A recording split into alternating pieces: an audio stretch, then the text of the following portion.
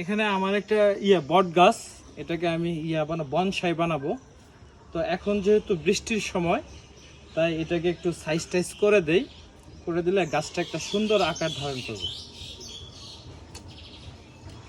এখানে শিবাগুলা সব কেটে দিতে হবে। এগুলা কিছু ফুলের গাছ, ছেটে দিচ্ছি।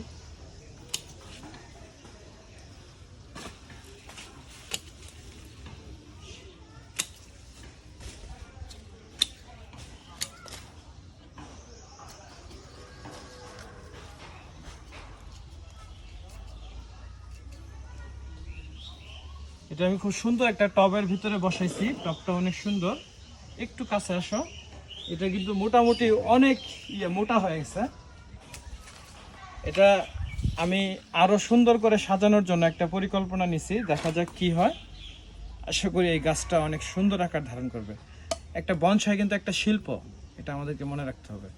বনসাই তৈরি করার মতো ভিতরে একটা মন মানসিকতা থাকলে বনসাই খুব সুন্দরভাবে করা যায়।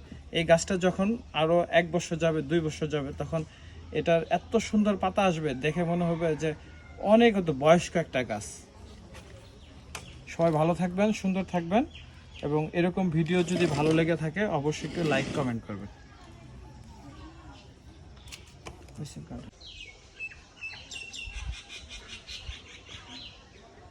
বন্ধুরা, এটা হচ্ছে চায়না বট। চায়না বটটা আমি এখানে প্রায় 2 মাস আগে আমার এখানে নিয়ে আসছি। এখানে মোটামুটি অনেক ভালো ভালো চলে আসছে শিকড়। তো আমি চাই এই গাছটাকে আমি অনেক সুন্দর করে সাজাবো। আসলে বনসাই শুধুমাত্র লাগালেই হবে না, বনসাইয়ের বেশ কিছু পরিচর্যা আছে।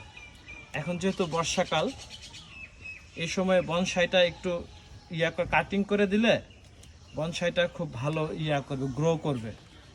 তো এটা মোটামুটি কাটিংয়ের প্রয়োজন নাই, তারপরেও আমি একটু উপরে যেগুলো আমার কাছে ডিস্টার্ব মনে হচ্ছে এগুলো আমি একটু সাইজ করে দিচ্ছি। গাছটা কিন্তু খুব সুন্দর আকার ধারণ করছে। এবং আপনারা যেটা দেখতে পাচ্ছেন টপ, এই টপটা কিন্তু আমি নিজের হাতে বানাইছি। এটা সম্পূর্ণ কনক্রিটের একটা টপ। এই টপটা আমার নিজের হাতে বানানো। এবার এই পাশে আমার আরেকটা বনসাই আছে। এটা একটু এই জায়গায় রাখো আশরাফুল, এটা একটু ওই জায়গায় রাখো। নেও নেও।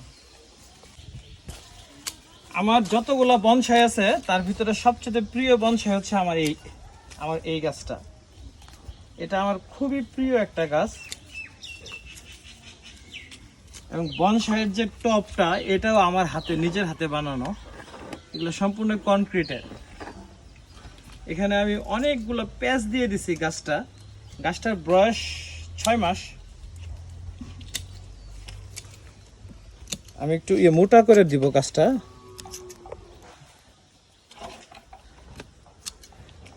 একটু সাইজ করে দিলাম। এই একটা বনসাই, ওই পাশে আরেকটা বনসাই। আর এই গাছটা আমার খুব প্রিয় একটা গাছ। এই ফুলের গাছটা আমি কাটে দেই, কারণ আমার এখানে এই ধরনের গাছ অনেক আছে।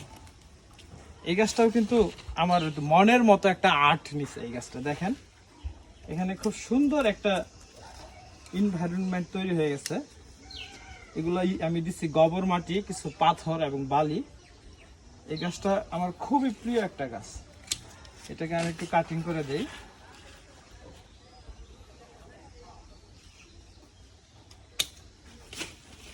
আর আমি এখানে আর এখানে লাগাই দিছি 2টা গাছ একসাথে।